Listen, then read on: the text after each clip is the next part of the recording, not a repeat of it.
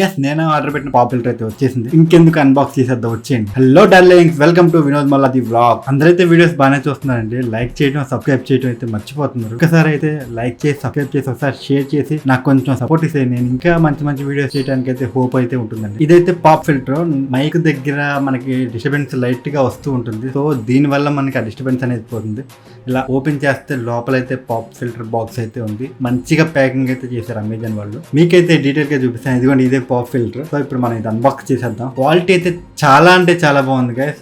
నేనైతే అవాక్ అయిపోయాను. ఇంత మంచి క్వాలిటీ వస్తా అనుకున్నాను. మనం పెట్టి 200 to 250కి అలా మైక్ అయితే నేనైతే సెట్ చేశాను. మన మైక్ అయితే రెడీ అయిపోయింది. Hello mic testing 1 2 3.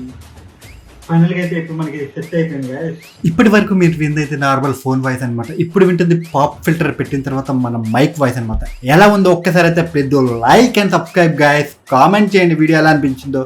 మన ఫ్రెండ్స్ అందరికీ షేర్ చేయండి గైస్.